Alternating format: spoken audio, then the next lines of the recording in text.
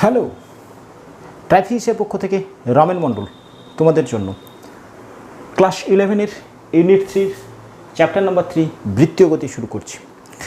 Chapter শুরু করবার শুরুতে প্রথমে বলি, আমার প্রত্যেকটা ভিডিও এই চ্যাপ্টারের বা অন্য যে কোনো চ্যাপ্টারের যে কোনো ভিডিওর ডেসক্রিপশানে পরপর 1, 2, 3, 4 করে তার লিঙ্ক দেওয়া আছে।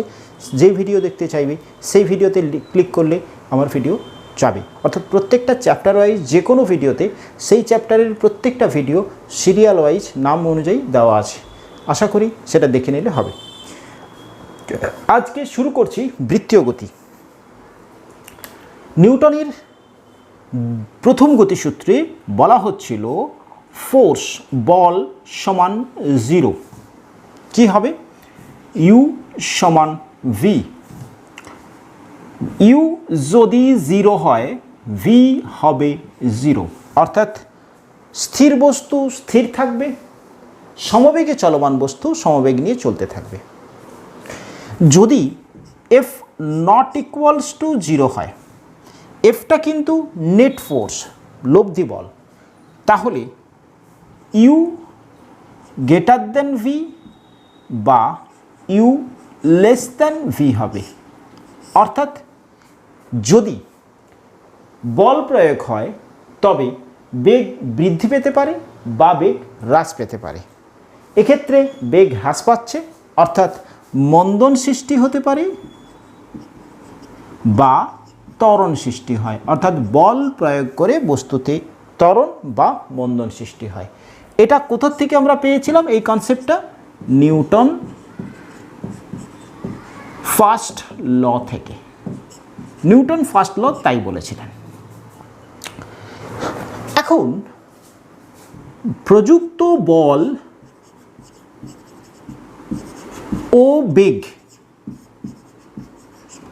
এদের মধ্যেকার কোণের ওপরে নির্ভর করে বস্তুটার গতিপথ। যদি এফ এবং ইউ অর্থাৎ বেগের মধ্যে অন্তর্বর্তী কোণ যদি 0 বা 180 ডিগ্রি হয়, অর্থাৎ একটা বস্তু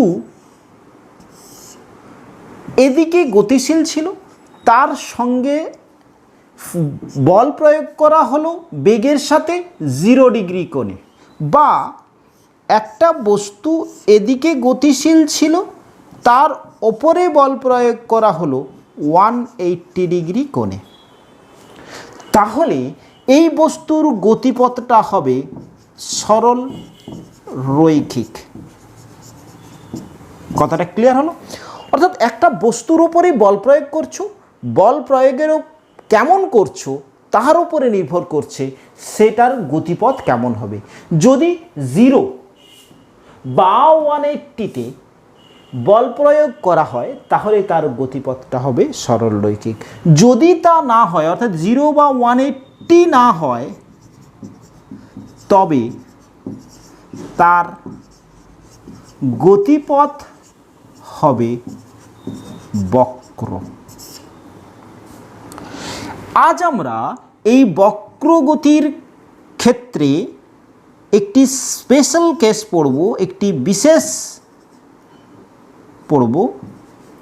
বিশেষ গতির কথা পড়ব, তাকে আমরা বলছি বৃত্তীয় গতি। ক্লিয়ার হলো? পুরোটা আরেকবার রিভিশন।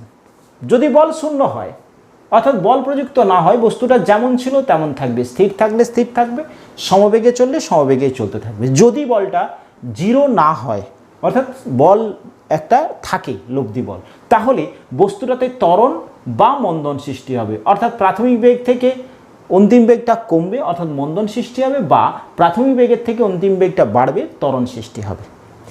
এই বলটা বেগের অভিমুখের সাথে কেমন প্রযুক্ত হচ্ছে তার উপরে নির্ভর করে বস্তুর গতিপথ কেমন হবে দেখা যায়।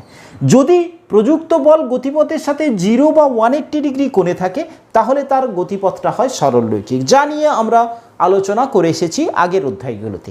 এখন আমরা দেখব যে বল এবং গতি বেগ যদি 0 বা 180 না হয়, তাহলে তার গতিপথটা হয় বক্র, আর সেই গতিটাকে বলা হয় বক্র গতি। তারই একটি বিশেষ উদাহরণ আমরা পড়ব বৃত্তীয় গতিতে। অর্থাৎ বৃত্তীয় গতি হচ্ছে গিয়ে এই বক্রগতির একটা বিশেষ পাঠ। তো চলো শুরু করি বৃত্তীয় গতি। আমরা আশা করি ক্লিয়ার করাতে পেরেছি বৃত্তীয় গতি কখন সৃষ্টি হয়, এবং আমরা আসব ওই সব গতির ক্ষেত্রে সরণ, বেগ, ত্বরণ কীরকম সৃষ্টি হয় এবং তার মান কত। চলো শুরু করি। বৃত্তীয় গতি কখন হবে? যদি প্রযুক্ত বল এবং বেগ পরস্পরের পারপেন্ডিকুলার হয়, অর্থাৎ তাদের মধ্যে অন্তর্বর্তী কোণ যখন 90 ডিগ্রি হবে, তখন দেখা যাবে কোনো একটা বিন্দু বা অক্ষকে কেন্দ্র করে একটি বস্তুর এই রকম গতি দেখা যায়। এই বিন্দু বা অক্ষকে কেন্দ্র করে বস্তুর গতি দেখা যায়। এই গতিটা হচ্ছে গিয়ে বৃত্তীয় গতি। তাহলে কোনো বিন্দু বা অক্ষকে কেন্দ্র করে গতিশীল হবে। এই বৃত্তীয় গতি কখন হলো? যখন বল এবং বেগ পরস্পরের 90 ডিগ্রি, অর্থাৎ একটা বস্তু যে বেগে চলছে সেই বেগের সঙ্গে যদি 90 ডিগ্রি কোণে বল প্রযুক্ত হয়, তাহলে এই রকম একটি বিশেষ বক্রগতির সৃষ্টি হয়, যেটাকে আমরা বলছি বৃত্তীয় গতি। ওকে, আচ্ছা, এই বৃত্তীয় গতি 3 ধরনের দেখা যেতে পারে: অনুভূমিক তলে, উলম্ব তলে বা নত তলে। অর্থাৎ এই বৃত্তীয় গতি দ্বিমাত্রিক গতি। ধরো এই রকম তল, অর্থাৎ এটা হরাইজন্টাল অনুভূমিক তল, এই তলে একটা বস্তু এরকম ঘুরছে, তাহলে সেটা অনুভূমিক তলে বৃত্তীয় গতি। যখন এই রকম তলে ঘুরছে, এই গতিটা কীরকম হচ্ছে? উলম্ব তলে, অর্থাৎ অনুভূমিকের সাথে লম্ব করে এই গতিটা হচ্ছে উলম্ব তলে। ওকে, ধরো তলটা এরকম আছে, অর্থাৎ অনুভূমিক তলের সাথে এই যে আমার এই হাতটা অনুভূমিক তলের সাথে কোণ করে আছে, এখন এখানটাতে ঘুরছে, তাহলে সেটা নততলে গতি। প্রত্যেকটা গতি দ্বিমাত্রিক গতি, অর্থাৎ একটা তলে গতি, তাই এটাকে আমরা বলছি দ্বিমাত্রিক গতি। ওকে, তো চলো এই যে গতিটা, তাহলে কি বলেছি? একটা নির্দিষ্ট বিন্দু বা অক্ষকে কেন্দ্র করে ঘোরে। যে তলে ঘোরে সেটাকে আমরা বলছি ঘূর্ণন তল। বস্তুটার যে বৃত্তীয় গতি দেখা যাচ্ছে যে তলে, সেই তলটাকে আমরা বলছি ঘূর্ণন তল। ঘূর্ণন তল 3টে হতে পারে: অনুভূমিক হতে পারে, উলম্ব হতে পারে, নততল হতে পারে। এই গতির ক্ষেত্রে এই বিন্দুকে কেন্দ্র করে যখন ঘুরছে, ধরো এরকম একটা বস্তু ঘুরছে এরকম পথে, সেটা এরকম ঘুরতে পারে বা এরকম ঘুরতে পারে। এটা কেমন? অ্যান্টি ক্লক ওয়াইজ, এটা ক্লক ওয়াইজ, অর্থাৎ ক্লক ওয়াইজ এবং অ্যান্টি ক্লক ওয়াইজ গতি হতে পারে। এই বস্তুটা এই কেন্দ্র অর্থাৎ ওকে কেন্দ্র করে ঘুরছে। ওকে, কোনো একটা সময় বস্তুটা এ অবস্থানে ছিল, কিছু সময় পরে সেটা বি অবস্থানে গেল। ওকে, তাহলে প্রথমে অবস্থান ছিল এ, পরে হয়েছে বি। এই অবস্থাতে এই বস্তুটা কতটা পথ অতিক্রম করেছে? না, এ থেকে বি এই বৃত্ত চাপের পথ অতিক্রম করেছে। এ বি এর এই বৃত্তচাপের দূরত্ব অতিক্রম করেছে। এই বৃত্তচাপ কেন্দ্রে যে কোণ উৎপন্ন করছে তাকে আমরা বলি সরণ। এক্ষেত্রে এই সরণটাকে আমরা বলি কৌণিক সরণ। তাহলে গতিটা কি ছিল? কৌণিক গতি বলবো। এক্ষেত্রে এই বৃত্তপথে ঘুরছে, তাহলে এই অবস্থান থেকে ধরো এই অবস্থানে গেল, এই সময় যে পথটা সে অতিক্রম করেছে বা যে বৃত্তচাপটা অতিক্রম করেছে, ওই বৃত্তচাপ কেন্দ্রে যে কোণ উৎপন্ন করেছে তাকে আমরা বলছি কৌণিক সরণ, যাকে আমরা থিটা দ্বারা ডিফাইন করছি। ওকে, আচ্ছা, এটা থিটা। ওকে, চলো স্কেলার না ভেক্টর রাশি এবারে আসছে। এটা ভেক্টর রাশি। ওকে, ভেক্টর রাশি মানে তার মানটা আমরা পাবো, এর মানটাকে আমরা পরিমাপ করব থিটা দ্বারা, ইউনিট বলবো রেডিয়ান। রেডিয়ান ইউনিটে। ওকে, আচ্ছা, আর এর অভিমুখটা কি হবে?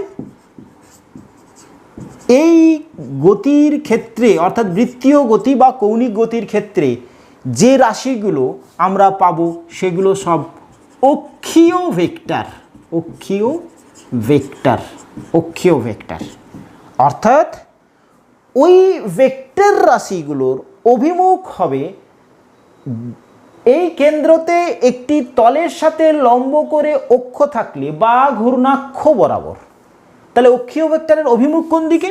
ঘূর্ণাক্ষ বরাবর। ঘূর্ণাক্ষ বরাবর। ঘূর্ণাক্ষ কি? ধরো এই বিন্দুকে কেন্দ্র করে ঘুরছে, এই বিন্দুতে তুমি একটা তলের সাথে লম্ব করে এরকম একটা অক্ষ কল্পনা করে নাও, তাহলে এটা ঘূর্ণাক্ষ। এটাকে আমি বলতে পারি এই ঘূর্ণাক্ষ বরাবর। প্রশ্ন হলো ঘূর্ণাক্ষ বরাবর কোন দিকে হবে? ওকে, আচ্ছা, চলো দেখে নিই। ডান হাত, ওকে, এই ডান হাতটা নাও। এই চারটে আঙুল প্রবাহের অভিমুখ দেখাও। এই চারটে আঙুল এইভাবে ভাঁজ করে নাও, করে নিয়েছো। এইগুলো এই দিক থেকে এই দিকে প্রবাহের অভিমুখটা দেখাও। বুড়ো আঙুলটা যেদিকে থাকবে সেটা হবে গিয়ে ওই ভেক্টরের অভিমুখ। চলো, এটার অভিমুখ কোন দিকে হচ্ছে? এদিকে। তাহলে আমি এদিকে দেখাচ্ছি, তাহলে বুড়ো আঙুল কোন দিকে থাকছে? ভেতরের দিকে। তাহলে এইটার অভিমুখ হবে ঘূর্ণাক্ষ বরাবর অন্তর্মুখী। এটাকে আমরা ক্রস দ্বারা ডিফাইন করি। অর্থাৎ যখনই এই বিন্দুতে আমি ক্রস দেখালাম মানে এটা ঘূর্ণাক্ষের ওপরে, অভিমুখটা হচ্ছে কি ভেতরের দিকে এইখানটাতে। তাহলে অভিমুখটা দেখাচ্ছি এই চারটা আঙুল। বুড়ো আঙুল কোন দিকে থাকছে?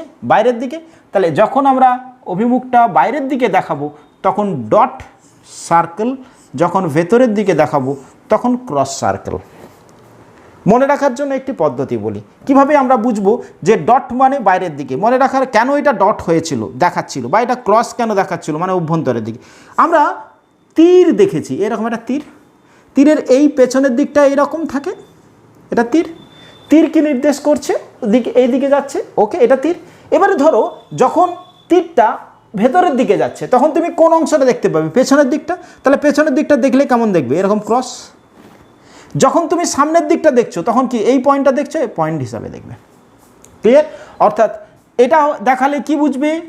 বহির্মুখী তলের সাথে। এটা দেখালে কি হবে? অন্তর্মুখী তলের সাথে। কিভাবে ডিফাইন হলো? ক্লিয়ার হয়েছে? অর্থাৎ আমরা এই ডান হাতের চারটে আঙুলকে যদি ঘূর্ণনের অভিমুখ দেখাই তাহলে সেক্ষেত্রে এই বৃদ্ধাঙ্গুলি দেখাবে ওই ভেক্টরটার অভিমুখ, অক্ষীয় ভেক্টরের অভিমুখ। ক্লিয়ার? তাহলে যদি অ্যান্টি ক্লকওয়াইজ ঘুরে তাহলে ঘূর্ণাক্ষ বরাবর বহির্মুখী, যদি ক্লকওয়াইজ ঘুরে ঘূর্ণাক্ষ বরাবর অন্তর্মুখী হবে গিয়ে ওই ভেক্টরের অভিমুখ, অর্থাৎ কৌণিক সরণের অভিমুখ। ক্লিয়ার হয়েছে? ওকে, তাহলে কৌণিক সরণ পরিমাপ করা হচ্ছে কার দ্বারা? থিটার দ্বারা। বৃত্তচাপ কেন্দ্রে যে কোণ উৎপন্ন করছে তাকে আমরা বলছি কৌণিক সরণ। ওকে, কি দ্বারা প্রকাশ করছি? এটা ইউনিটলেস, অর্থাৎ কিভাবে হয়েছিল? থিটা সমান বৃত্তচাপ বাই ব্যাসার্ধ। বৃত্তচাপ কি? এক্ষেত্রে এ বি, ব্যাসার্ধ কত? আর, দ্যাট ইজ থিটা। তাহলে এ বি সমান কত? এ বি সমান হচ্ছে গিয়ে আর অফ থিটা। এ বিটাকে কি বলতে পারি? অতিক্রান্ত দূরত্ব is equal to R of theta. মানে কি লিখছিলাম? এস সমান পেলাম আর থিটা, অর্থাৎ সরণ is equal to R into theta. রৈখিক সরণ ইজ ইকুয়াল টু ব্যাসার্ধ গুণিতক কৌণিক সরণ। ক্লিয়ার হয়েছে? চলো আসি পরের পাঠে। এখন আসছি আমরা একটি বস্তু এরকম বৃত্তপথে ঘুরছে। ওকে, ধরো ডিটি সময়ে তার কৌণিক সরণ আমরা ধরছি ডি থিটা। ওকে, তাহলে ডিটি সময়ে কৌণিক সরণ কি? D theta. তাহলে এইটাকে কৌণিক বেগ বলবো। কৌণিক বেগ সমান কি? কৌণিক সরণ বাই সময়। সরণের সাপেক্ষে সরণের হারকে আমরা বেগ বলি। এক্ষেত্রে কি সরণ হচ্ছে? কৌণিক সরণ। তাহলে বেগটাকে কি বলবো? কৌণিক বেগ। এটাকে ডিফাইন করব এই রকম একটা সাইন দ্বারা, যাকে আমরা বলি omega. Omega okay is equal to কি হচ্ছে? D theta by D T. ক্ষুদ্র বেগ, তাই ডি ওমেগা বললাম। ওমেগা দ্বারা ডিফাইন করলে থিটা বাই টি। ওকে, আচ্ছা এবারে বলো এর একক কী হবে? থিটাটার ইউনিট বলেছিলাম রেডিয়ান পার সেকেন্ড।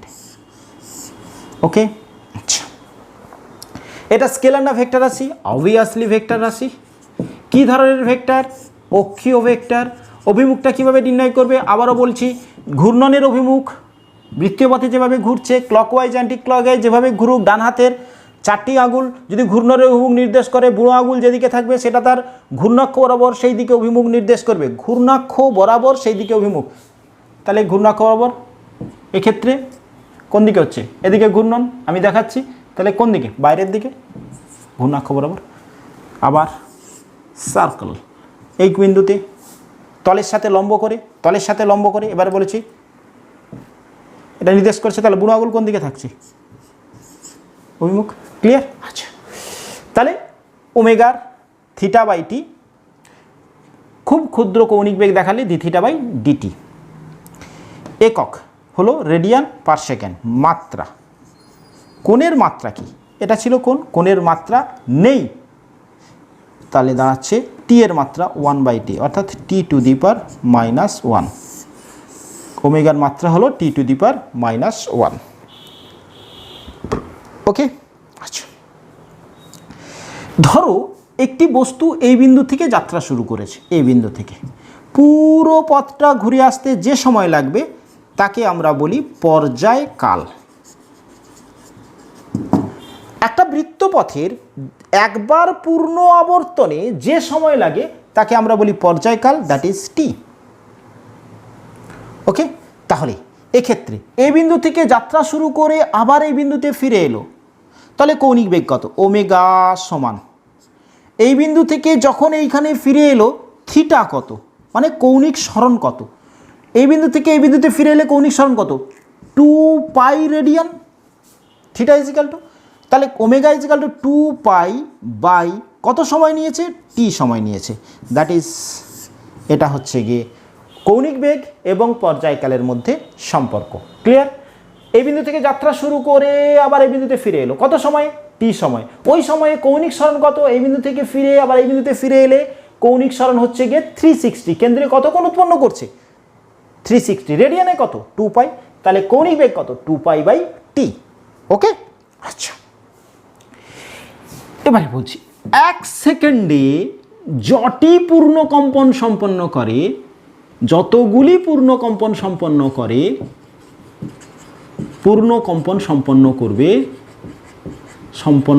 তাকে আমরা বলি, তাকে বলে কম্পাঙ্ক। একে আমরা এন দ্বারা ডিফাইন করি, ছোট হাতের এন দ্বারা। ওকে, বা এফ দ্বারাও অনেক সময় ডিফাইন করা হয়, ফ্রিকোয়েন্সি এন অথবা এফ ছোট হাতের। 1 সেকেন্ডে যতগুলি পূর্ণকম্পন সম্পন্ন করছে তাকে আমরা বলছি কম্পাঙ্ক। পূর্ণকম্পন মানে এই বিন্দু থেকে যাত্রা শুরু করে আবার বিন্দুতে ফিরে আসাটাকে বলছে পূর্ণকম্পন। এই বিন্দু থেকে যাত্রা শুরু করে এই বিন্দুতে, অর্থাৎ যতগুলি আবর্তন, পূর্ণ আবর্তন বা পূর্ণ কম্পন সম্পন্ন করে, পূর্ণ আবর্তন সম্পন্ন করছে তাকে আমরা বলছি কম্পাঙ্ক। তাহলে এক্ষেত্রে একটি পূর্ণ আবর্তনে কতটা কোণ উৎপন্ন করছে? 2π। তাহলে এনটা পূর্ণ আবর্তনে কৌণিক সরণ কত? Theta is equal two 2πn। না, ক্লিয়ার হলো না। 1 সেকেন্ডে কতগুলো পূর্ণ কম্পন করছে? যদি কম্পাঙ্কটাকে আমরা এন ধরি তাহলে এনটা পূর্ণ আবর্তন করছে। একটা পূর্ণ আবর্তনে কত রেডিয়ান কোণ উৎপন্ন করে? 2π। তাহলে এনটা পূর্ণ আবর্তনে কত কৌণিক সরণ হবে? 2πn। আচ্ছা, এক্ষেত্রে কৌণিক বেগ ওমেগা সমান 2πn কৌণিক সরণ কত সময়? T is equal to 1, that is equal to পেলাম 2πn। অর্থাৎ দুটো রিলেশন আমরা পেলাম, এক omega is equal to 2π by T আবার পেলাম omega is equal two 2πn। এই দুটো রিলেশন আমরা পেলাম। ক্লিয়ার? নোট ডাউন করবে? ওকে, নোট ডাউন করো। ক্লিয়ার আছে? চলো এবারে কৌণিক বেগের আমরা প্রচলিত কতগুলো আরও একক সম্পর্কে জেনে নেব। আর পি এস, আর পি এম, আর পি এইচ। আমরা শিখেছি এক্ষুনি রেডিয়ান পার সেকেন্ড। এছাড়াও আমরা এ ধরনের ইউনিট দেখতে পাবো যে ইউনিটগুলোকে আমাকে এতে ট্রান্সফার অর্থাৎ রেডিয়ান পার সেকেন্ডে পরিবর্তন করতে শিখতে হবে। আগে জেনে নিই আরপিএস এই কথাটির অর্থ কী, অর্থাৎ আরপিএস বলতে কী বোঝাচ্ছি। Revolution per second. Okay, RPS মানে রিভলিউশন পার সেকেন্ড, মানে প্রতি সেকেন্ডে আবর্তন, প্রতি সেকেন্ডে আবর্তন। ওকে, প্রতি সেকেন্ডে আবর্তন। ধরো বলা হচ্ছে 1 আরপিএস মানে 1 সেকেন্ডে একটি আবর্তন। আবর্তন মানে পূর্ণ আবর্তন। ওকে, তাহলে 1 আরপিএস কথাটার মানে 1 সেকেন্ডে একটি পূর্ণ আবর্তন। তাহলে একটি পূর্ণ আবর্তন, এক্ষেত্রে থিটা কত? 2π। টি কত? 1 সেকেন্ড। তাহলে ওমেগা কত? কনভার্ট করছি 2π/1 রেডিয়ান পার সেকেন্ড। তাহলে 1 আরপিএস সমান 2π রেডিয়ান পার সেকেন্ড। বলো, ক্লিয়ার হয়েছে? RPS revolution per second. 1 revolution per second, তার মানে 1 সেকেন্ডে একটি পূর্ণ আবর্তন করেছি। চলো, 1 সেকেন্ডে যদি একটি পূর্ণ আবর্তন করে তাহলে টি ইজ ইকুয়াল টু 1। একটি পূর্ণ আবর্তনে কৌণিক সরণ কত? 2π। তাহলে বেগ কত? Omega is equal to 2π/1 radian per second. এটা মানেই কি 1 আরপিএস। এটাকেও একটা ইউনিট বলা হচ্ছে কৌণিক বেগের। এবারে বলো, যদি আমাকে আরপিএম বলে, চেষ্টা করো নিজেরা এটাকে রেডিয়ান পার সেকেন্ডে কনভার্ট করাতে। 1 আরপিএম মানে 1 মিনিটে একটি পূর্ণ আবর্তন করছে। 1 মিনিটে একটি পূর্ণ আবর্তন, তার মানে 1 মিনিটে একটি পূর্ণ আবর্তন মানে পূর্ণ আবর্তনের জন্য কৌণিক সরণ 2π। টাইম কত? 1 মিনিট। ওকে, তাহলে 2π কৌণিক সরণ হচ্ছে 1 মিনিটে, দ্যাট ইজ ইকুয়াল টু 2π। এটাকে যদি আমি মিনিটটাকে সেকেন্ডে করে নিই তাহলে হয়ে যাবে রেডিয়ান, এটা রেডিয়ান পার সেকেন্ড। তাহলে দাঁড়াচ্ছে π/30 রেডিয়ান পার সেকেন্ড।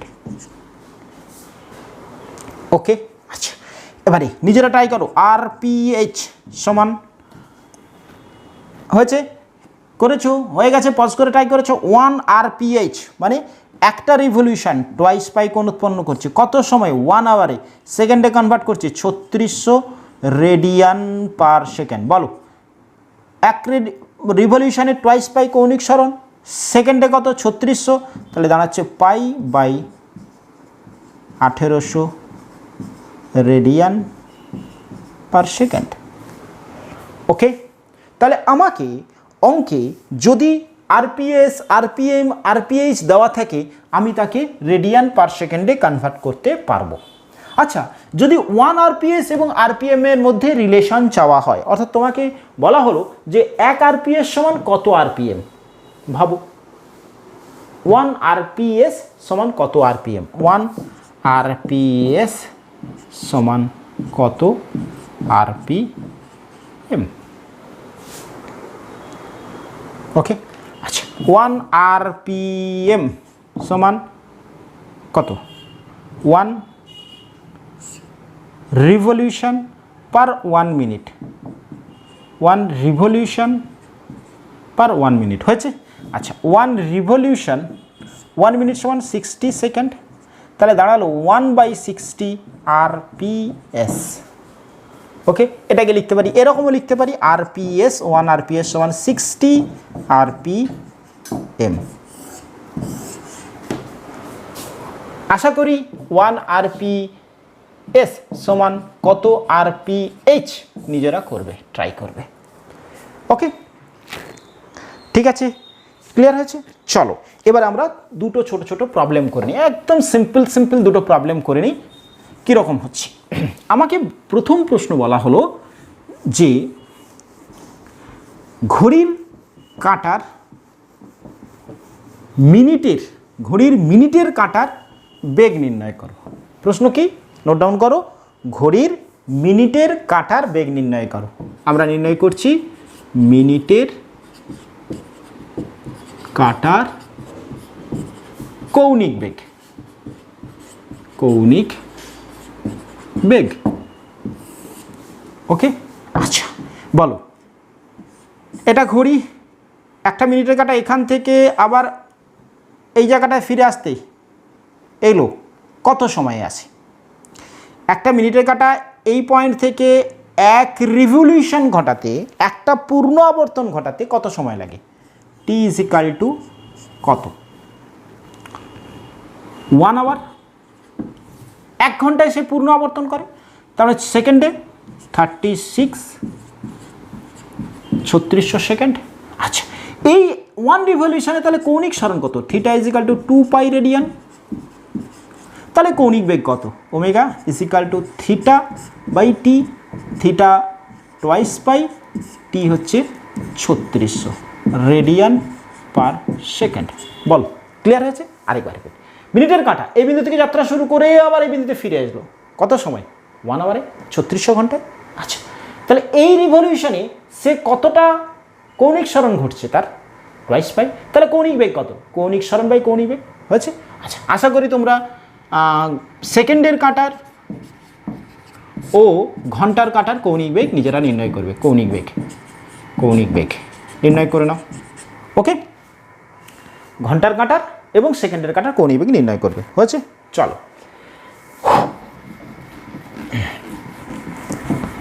এখন আসছি আমরা কৌণিক বেগ ও রৈখিক বেগের সম্পর্ক। কৌণিক বেগ ও রৈখিক বেগের সম্পর্ক আমরা পেয়েছি অতিক্রান্ত দূরত্ব। আমরা অ্যাকচুয়ালি এটা রৈখিক না বেগ বলি, দ্রুতি বলাটা সব থেকে যুক্ত, কিন্তু প্রশ্নে আমাদের রৈখিক বেগই থাকে। অতিক্রান্ত দূরত্ব এস সমান পেয়েছি আর থিটা। ওকে, আচ্ছা, তাহলে দ্রুতি বা বেগ বলি সমান ডি এস বাই টি। ধরো টি সময়ে এই দূরত্বর অতিক্রম করেছে, দ্যাট ইজ ভি সমান। ওকে, দ্যাট ইজ এসের জায়গায় কী বোঝাচ্ছে? আর থিটা বাই টি, আর চলে এলো থিটা বাই টি সমান আর থিটা বাই টি, কৌণিক সরণ বাই সময়, দ্যাট ইজ ওমেগা। অর্থাৎ ভি সমান পেলে আর ওমেগা। ভি সমান কী পেলে? আর ওমেগা। এটাকে আমরা তাৎক্ষণিক কখন বলবো?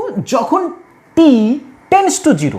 ধরো del V is equal to del S by del T, অর্থাৎ ডিটি ডেল টি ক্ষুদ্র সময়ে সরণ হয়েছে ডেল এস, তাহলে কোন বেগ কত? Del V. এটাকে তাৎক্ষণিক বেগ কখন বলেছিলাম? তাৎক্ষণিক বেগ কখন বলেছিলাম? যখন একটি বস্তুর বেগ একটা মুহূর্তে নির্দেশ করবে তখন তাকে আমরা বলছি তাৎক্ষণিক বেগ। অর্থাৎ এটাকে ম্যাথমেটিক্যালি বললে ডেল টি টেন্ডস টু 0, তখন যে বেগ, অর্থাৎ limit del T tends to 0 del S by ডেল টিটাকেই আমরা বলি তাৎক্ষণিক বেগ। এটাকে ম্যাথমেটিক্যালি কিভাবে রিপ্রেজেন্ট করা হচ্ছিল? DS by DT. ওকে, আচ্ছা, আচ্ছা, এখানে আমরা কৌণিক বেগ বের করলাম, তাৎক্ষণিক কৌণিক বেগ, তাৎক্ষণিক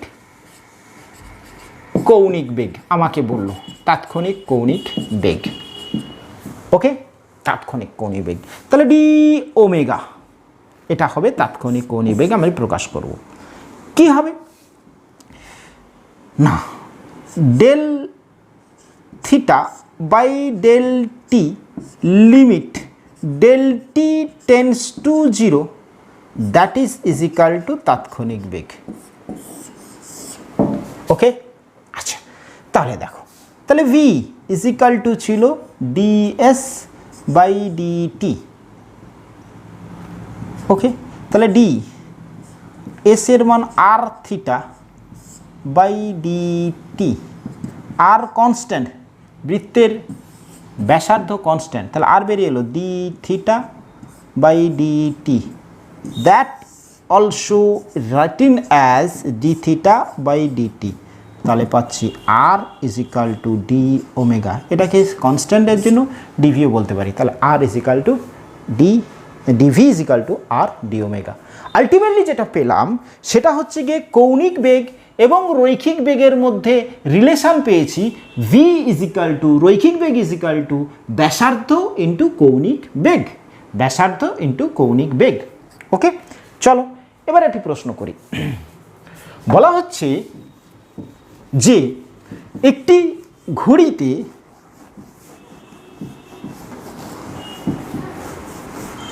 মিনিটের কাঁটার, আমরা যেহেতু মিনিটের করেছি মিনিটের কাঁটা দিয়ে বলবো, একটি ঘড়ির মিনিটের কাঁটা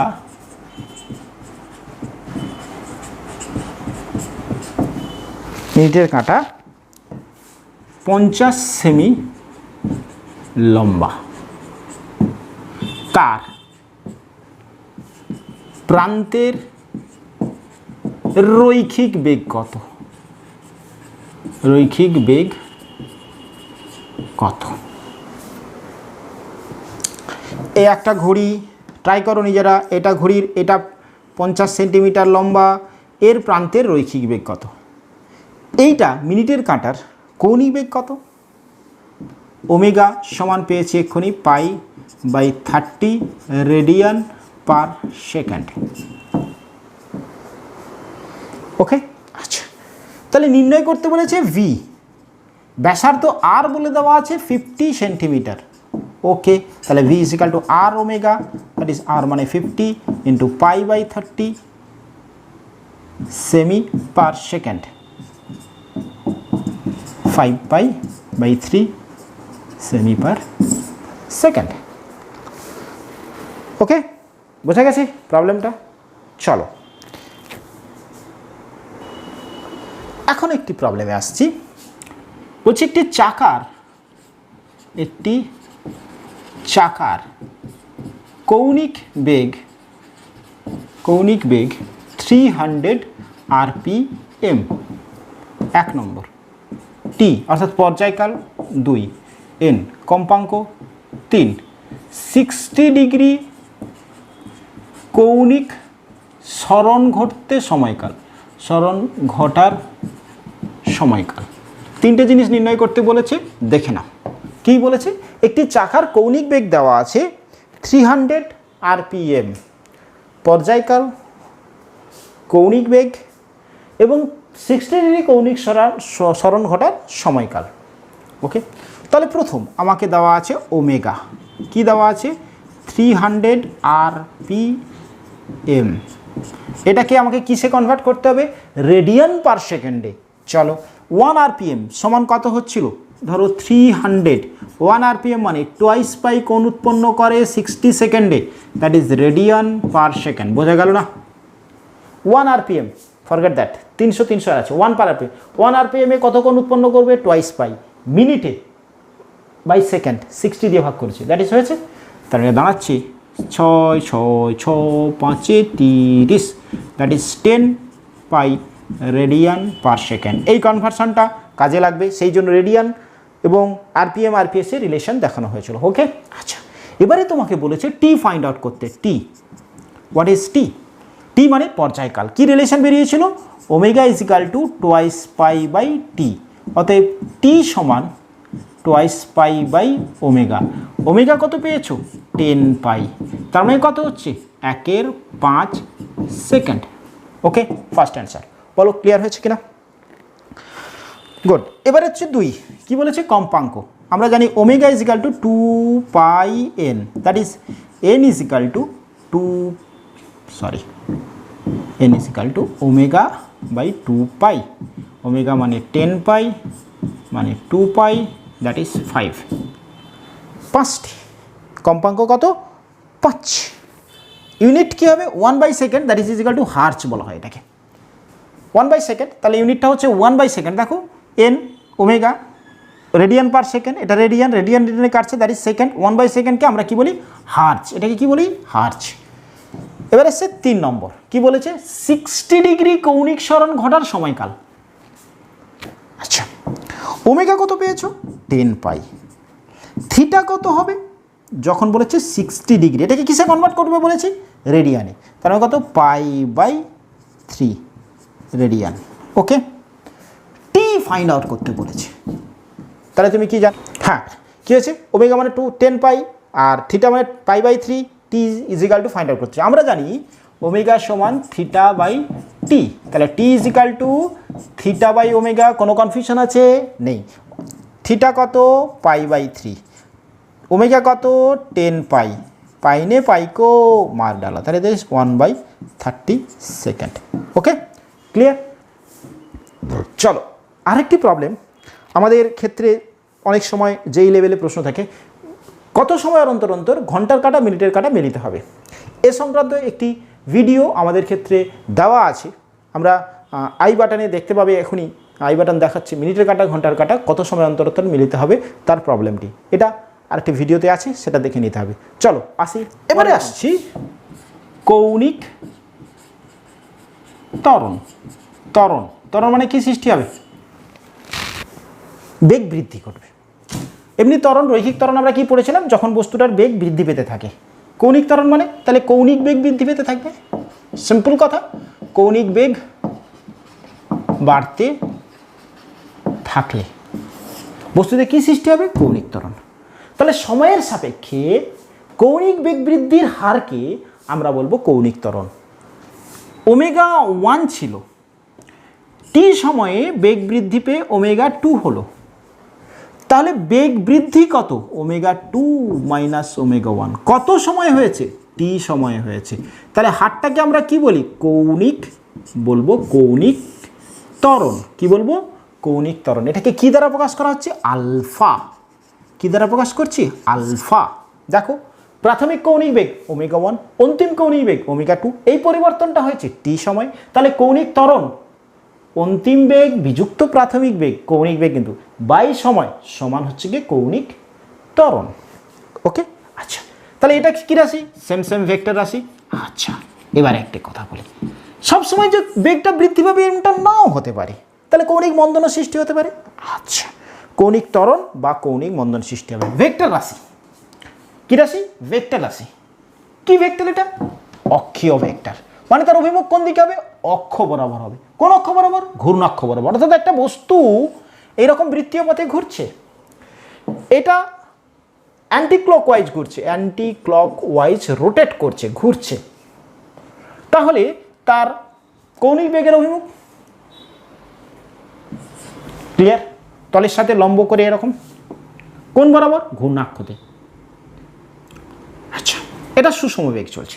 এবারে বলছি যে একটা বস্তু কৌণিক ত্বরণ নিয়ে চলছে, মানে বেগটা, কৌণিক বেগটা ধীরে ধীরে বৃদ্ধি পাচ্ছে, তাহলে কৌণিক ত্বরণের অভিমুখ কি হবে? না বেগের অভিমুখ। কার? কৌণিক বেগের অভিমুখে। কৌণিক বেগের অভিমুখ কোন দিকে? এখন উপরের দিকে হচ্ছে। বলছি এই পথেই ঘুরছিল অ্যান্টি ক্লকওয়াইজ, বস্তুটাতে কৌণিক মন্দন সৃষ্টি হয়েছে, কৌণিক মন্দন সৃষ্টি হয়েছে, তখন তার অভিমুখ কোনটা? কৌণিক মন্দনের অভিমুখ কোন দিকে হবে? বিপরীত দিকে। কৌণিক বেগের অভিমুখের বিপরীতে, কৌণিক বেগের অভিমুখের বিপরীতে। আরেকবার রিপিট করছি, একটা বস্তু অ্যান্টি ক্লকওয়াইজ করছে, উদাহরণ হিসেবে আমি এখানে দেখাচ্ছি, ক্লকওয়াইজটা আমরা এক্ষুনি দেখব। অ্যান্টি ক্লকওয়াইজ একটা বৃত্তীয় পথে পরিক্রমণ করছে, তাহলে তার কৌণিক বেগের অভিমুখ হবে তলের সাথে লম্ব করে বহির্মুখী। কোন অক্ষ বরাবর? ঘূর্ণাক্ষ বরাবর। অর্থাৎ এটা যে তলে ঘুরছে তলের সাথে লম্ব করে বহির্মুখী। ওকে, আচ্ছা, এইবার এই বস্তুটাতে কৌণিক ত্বরণ সৃষ্টি হয়েছে, মানে উত্তর বেগ, কৌণিক বেগটা বৃদ্ধি পাচ্ছে। তাহলে কৌণিক ত্বরণের অভিমুখ এই ঘূর্ণাক্ষ বরাবর হবে কোন দিকে? কৌণিক বেগের অভিমুখে। ওকে, আচ্ছা, এই বস্তুটার বেগ উত্তর হ্রাস পাচ্ছে, কৌণিক বেগ উত্তর হ্রাস পাচ্ছে, কৌণিক বেগের অভিমুখ ছিল এদিকে। তাহলে কৌণিক ত্বরণ বা মন্দন অভিমুখ কোন দিকে হচ্ছে? তার বিপরীত দিকে। কৌণিক বেগের অভিমুখ ছিল কোন দিকে? এদিকে। কৌণিক মন্দন বা ত্বরণের অভিমুখ কোন দিকে? মাইনাস কৌণিক ত্বরণ, কারণ তার অভিমুখ দিকে হচ্ছে। কৌণিক ত্বরণের অভিমুখ হচ্ছে বিপরীত দিকে। কৌণিক ত্বরণের অভিমুখ হচ্ছে বিপরীত দিকে। মন্দন সৃষ্টি হচ্ছে যখন বেগটা উত্তর হ্রাস পাচ্ছে। ওকে, ক্লিয়ার হয়েছে বিষয়টা? চলো এবারে আমরা আসছি, যদি তোমাদের ক্ষেত্রে এটা আমরা বলি, একটু ভেবে নাও, এটা ক্লকওয়াইজ রোটেট করতো, তাহলে অভিমুখটা কোন দিকে হতো? কার? এটা কৌণিক সরণ এবং কৌণিক বেগের। এবারে বলছি, কৌণিক ত্বরণ সৃষ্টি হলো, কৌণিক ত্বরণ অভিমুখ কোন দিকে হবে বলো? কৌণিক বেগের অভিমুখে। কৌণিক মন্দন সৃষ্টি হলো, তাহলে অভিমুখ হবে তার বিপরীতে।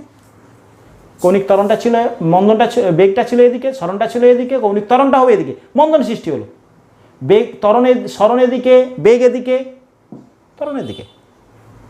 ক্লিয়ার? আচ্ছা, চলো এবারে আসছি কৌণিক ত্বরণ এবং রৈখিক ত্বরণের মধ্যে সম্পর্ক।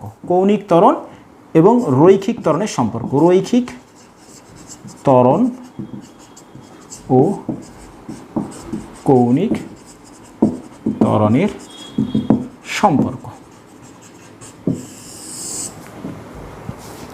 ওকে, আচ্ছা, আমরা রৈখিক ত্বরণ সমান কি পেয়েছি? V minus U by T. রৈখিক ত্বরণ সমান পেয়েছি V minus U by T. V কি? অন্তিম বেগ। ইউ কি? প্রাথমিক বেগ। টি কি? কত সময়ে পরিবর্তনটা হয়েছে। আচ্ছা, একটু আগে আমরা পেয়েছি ভি, অর্থাৎ রৈখিক বেগ এবং কৌণিক বেগের রিলেশন আর ওমেগা। তাহলে প্রাথমিক কৌণিক বেগ কত? আমরা ধরছি ধরো ওমেগা 1। অন্তিম কৌণিক বেগ কত? ওমেগা 2। তাহলে ইউ সমান কি লিখতে পারি? আর ওমেগা 1। ভি সমান কি লিখতে পারি? আর ওমেগা 2। বলো ক্লিয়ার কিনা? প্রাথমিক কৌণিক বেগ ওমেগা 1, অন্তিম কৌণিক বেগ ওমেগা 2। তাহলে প্রাথমিক রৈখিক বেগ ইউ ধরলে তাহলে আর ইন্টু ওমেগা 1, অন্তিম রৈখিক বেগ ভি ধরলে আর ইন্টু ওমেগা 2 পুট করছি এখানে। তাহলে R omega 2 minus R omega 1 by T. R common নাও by T, that function is equal to alpha. তাহলে কি পেলে?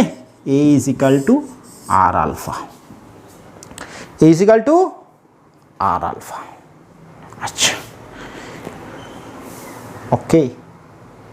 আটটা কি? অবস্থান। আটটা কি? অবস্থান। তো এখান থেকে এই অবস্থান, এখান থেকে এই অবস্থান। আটটা কি? অবস্থান নির্দেশ। আটটা স্কেলার না ভেক্টর রাশি? অবভিয়াসলি ভেক্টর রাশি। আলফা ভেক্টর রাশি, ওমেগা ভেক্টর রাশি, ভি ভেক্টর রাশি। কথাটা বোঝা দেখো। থিটা ভেক্টর রাশি, সরণ ভেক্টর রাশি। ওকে, আচ্ছা, তাহলে এ ভেক্টর রাশি, আর ভেক্টর রাশি, আলফা ভেক্টর রাশি, ভি ভেক্টর রাশি, ওমেগা ভেক্টর রাশি, থিটা ভেক্টর রাশি, এস ভেক্টর রাশি। তবে থিটা, ওমেগা, আলফা এগুলো অক্ষীয় ভেক্টর, এটা নর্মাল ভেক্টর। এবারে প্রশ্ন হলো, এই রিলেশনটা তাহলে ভেক্টর রূপে আছে। এ যদি ভেক্টর হয়, আর যদি ভেক্টর হয়, আলফা যদি ভেক্টর হয়, এটা আমরা নিউমেরিক্যাল মান প্রকাশ করছি। তাহলে ভেক্টর রূপটা দিয়ে লিখলে কি হবে? এ ভেক্টর সমান alpha cross R omega V R. তাহলে V is equal to omega cross আর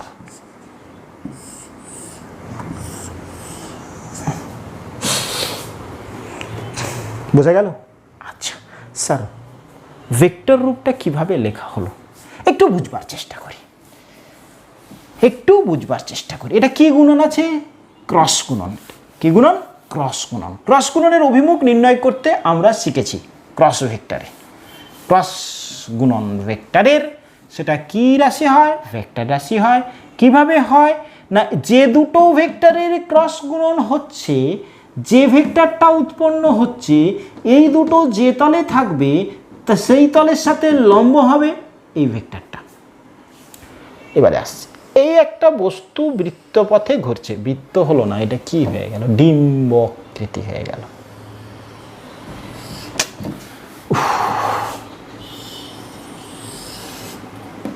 তখন হয়েছে লম্বন ভ্রমণ ছিল। আচ্ছা, এই বস্তুটা ঘুরছে এইরকম, সিম্পল কনসেপ্ট বলো। এই বস্তুটার এই বিন্দুতে যখন ছিল, এই বিন্দুতে যখন ছিল, এই বিন্দুতে যখন ছিল, বা এই বিন্দুতে যখন ছিল, এই প্রত্যেকটা বিন্দুতে রৈখিক বেগের অভিমুখ কি? স্পর্শক টানবো আমি।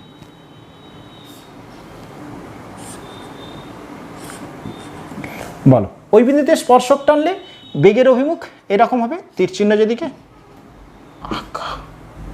ওকে, আচ্ছা, এই বিন্দু থেকে এইটা কি?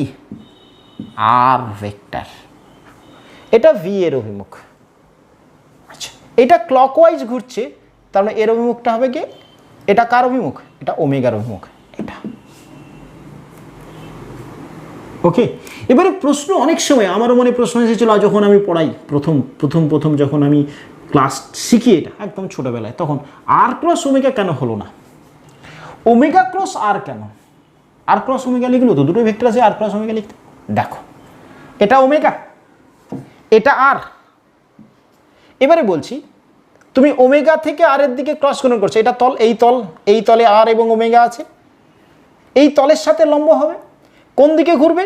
ডান পাকে স্ক্রু এর অগ্রগতি। তাহলে এইখানটাতে যদি আমি একটা স্ক্রু রাখি, ওমেগা থেকে, অর্থাৎ রোটেটটা করছে এরকম, ওমেগা ক্রস আর কোন দিকে এগোচ্ছে? ভি এর অভিমুখ নির্দেশ করছে। যদি এটা আর ক্রস ওমেগা হতো, এটা দেখো আর ক্রস ওমেগা, এই তলটাতে আর ক্রস ওমেগা মানে এরকম তলে আছে, এরকম তল, আর ক্রস ওমেগা মানে এইদিকে ঘুরবে, অভিমুখটা এদিকে হয়ে যেত। তাই ওমেগা ক্রস আর, এটা স্যার নিজেরা একটু ট্রাই করো, ওমেগা ক্রস আর বা আলফা ক্রস আর হচ্ছে কিনা। ক্লিয়ার? যখন কিন্তু উল্টে যাচ্ছে, বেগটা উল্টে যাচ্ছে, এইরকম হয়ে যাচ্ছে, তখন এদিকে, তখনও কিন্তু অভিমুখটা দেখো নিচের দিকে তল। এবারে দেখো ওমেগা ক্রস আর, এটা রেখেছি, এবারে এই দিকে ঘুরবে ওমেগা ক্রস আর, এটা ওমেগার অভিমুখ, এটা আর এর অভিমুখ, এটা আর এর অভিমুখ, তাহলে ওমেগা ক্রস আর ঘোরাও, এদিকেই গিয়ে আসছে ভি এর অভিমুখ। ক্লিয়ার হয়েছে? অর্থাৎ এই রিলেশনটা A is equal to alpha cross R, V is equal to omega cross R. Clear হয়েছে? আচ্ছা, এবারে আরেকটি খুব গুরুত্বপূর্ণ বিষয়, একটা খুব ইন্টারেস্টিং জায়গা আমরা আলোচনা করব। সেটা হচ্ছে কি, একটা বস্তুতে যখন বৃত্তীয় পথে ঘুরে ত্বরণ সৃষ্টি হয়, সেই ত্বরণটা দু ধরনের ত্বরণ সৃষ্টি হয়। একটা হচ্ছে গিয়ে স্পর্শকীয় ত্বরণ,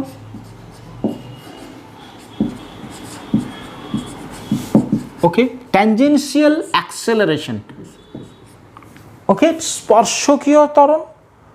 আরেকটা হচ্ছে গিয়ে অরীয় ত্বরণ, রেডিয়াল অ্যাক্সেলারেশন, অরীয় ত্বরণ। আচ্ছা, খুব মন দিয়ে বুঝবার চেষ্টা করবে। একটা বস্তু এরকম বৃত্তপথে ঘুরছে, ধরো বস্তুটা সমদ্রুতিতে ঘুরছে, মানে এইখান থেকে এতটা নির্দিষ্ট সময়ের অন্তর অন্তর অতিক্রান্ত পথটা একই, তাহলে আমি বলবো সমদ্রুতিতে ঘুরছে। এই যে পথটা সে অতিক্রম করছে, এই যে পথে সে ঘুরছে, নির্দিষ্ট সময়ের অন্তর অন্তর সে অতিক্রান্ত পথটা একই, মানে সমদ্রুতিতে আছে। তার মানে বস্তুটাতে কিন্তু কোনো ত্বরণ নেই। ওকে, কিন্তু আবার প্রশ্ন হলো যে এই বস্তুটা যখন এইভাবে ঘুরছে এর বেগ দেখি সমবেগ না, প্রতি মুহূর্তে তার কিন্তু অভিমুখ পরিবর্তন হচ্ছে, অভিমুখ পরিবর্তন হচ্ছে। দেখো একটা বস্তু সমদ্রুতিতে ঘুরছে, ওকে, তাহলে তার ক্ষেত্রে প্রতি মুহূর্তে এই মুহূর্তে বেগটা কি সম আছে? না, নেই। মানটা অতিক্রান্ত মানটা সমান হলেও তার কিন্তু প্রতি মুহূর্তে অভিমুখটা পরিবর্তন হচ্ছে। ক্লিয়ার?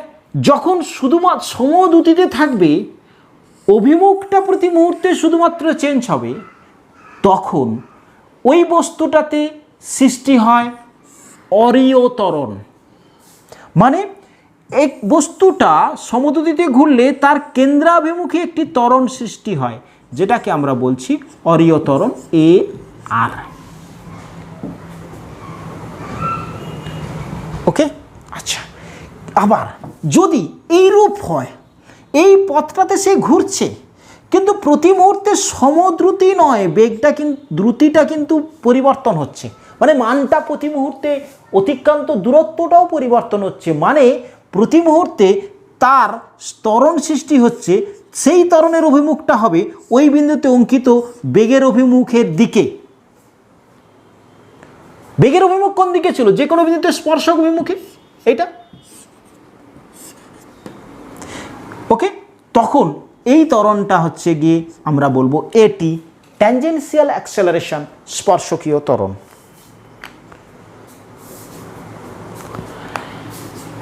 দু ধরনের ত্বরণ হচ্ছে যখন একটা বস্তু বৃত্তীয় পথে ঘুরছে।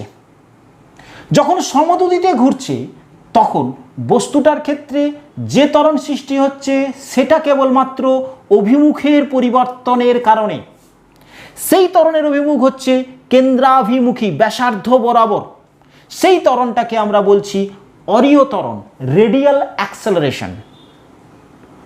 একটা বস্তু বৃত্তীয় পথে যখন ঘুরছে প্রতি মুহূর্তে তার অভিমুখের সাথে মানেরও পরিবর্তন হলে যদি হয়, তাহলে তার একটা তো অরীয় ত্বরণ থাকছেই, যেহেতু মান অভিমুখ সর্বদা পরিবর্তন হচ্ছে, সঙ্গে তার স্পর্শকীয়ভাবে এই যে একটি ত্বরণ থাকছে, যে ত্বরণটা বেগের অভিমুখে অর্থাৎ স্পর্শক অভিমুখে, তাকে আমরা বলছি স্পর্শকীয় ত্বরণ।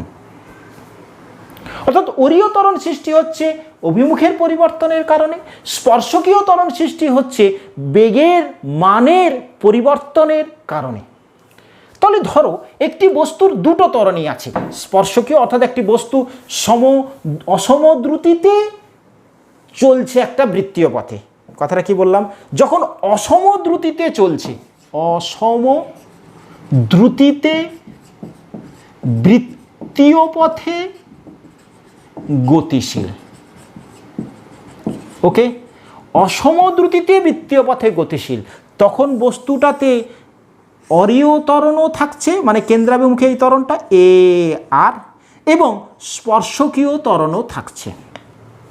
যখন সমদ্রুতিতে বৃত্তীয় পথে ঘুরছে, সমদ্রুতিতে বৃত্তীয় গতি থাকছে, তখন বস্তুটাতে কেবলমাত্র অরীয় ত্বরণ থাকছে।